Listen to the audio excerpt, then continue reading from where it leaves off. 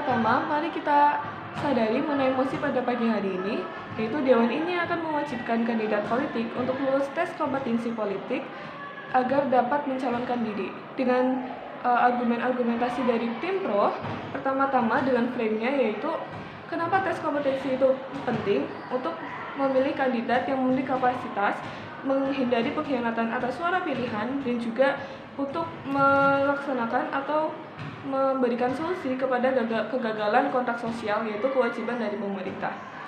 Dan juga di sini saya akan membahas mengenai argumentasi tim pro sebelumnya yang akan saya bidas. Pertama-tama adalah mereka mengatakan bahwa prinsip obligasi itu penting. Dan kami setuju bahwa untuk bagi politikus, tanggung jawab mereka bukan untuk diri sendiri, namun juga untuk ketataan masyarakat yang lebih luas. Dan dengan ini mereka dapat menyeleksi kandidat-kandidat yang tidak relevan, tidak memiliki kapasitas, dan juga mungkin memiliki nilai ekstremis. Betul. Namun solusi itu bukan hanya pada tim pro.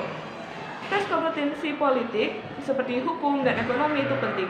Namun pada akhirnya tes tersebut hanyalah suatu tanda formalitas yang tertulis. Oleh karena itu, seharusnya tes seperti ini digunakan dengan dalam bentuk yang lebih konkret dan nyata.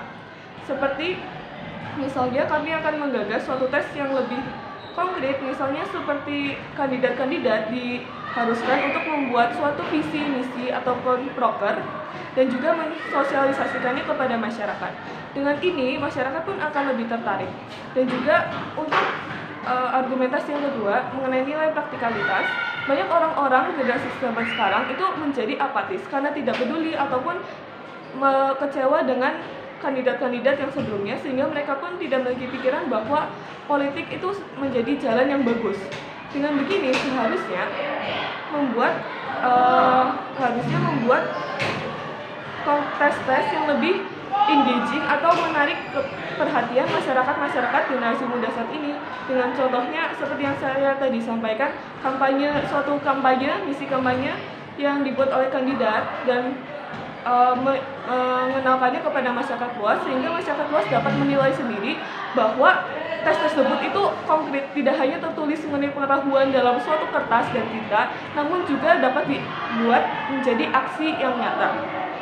Dan juga tadi tim pro mengatakan bahwa tes kompetensi politik, tim pro juga menebak bahwa kami akan mengatakan bahwa tes kompetensi politik dapat mempersempit peluang untuk kaum-kaum kecil berpartisipasi dalam politik.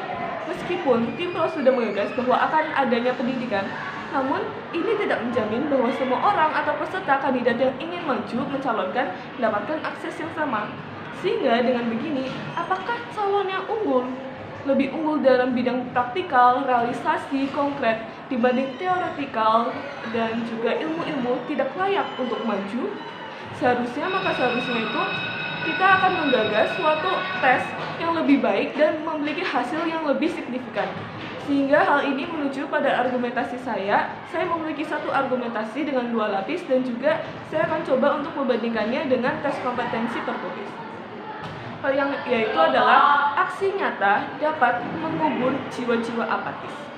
Pertama-tama, seperti sesuai mosi yang pada hari ini adalah Dewan ini menyarankan untuk adanya tes kompetensi politik agar dapat untuk mencalonkan diri. Namun hal ini tidak akan begitu efektif, sehingga kami menggagas suatu tes kampanye mengenai yang lebih realistis dan konkret. Misalnya membuat visi dan misi, para kandidat harus membuat visi misi dan lalu mensosialisasikannya kepada masyarakat sekitar. Kenapa ini efektif?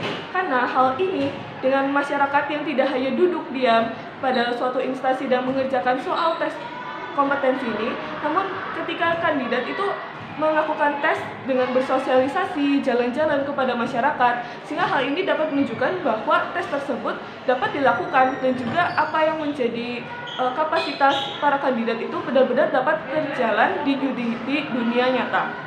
Dan dengan tes seperti kampanye ini akan menarik perhatian dibanding hasil tes kompetensi, sehingga orang-orang masyarakat dapat merasakan secara nyata bahwa kompetensi dari calon ini memanglah benar dan dapat direalisasikan.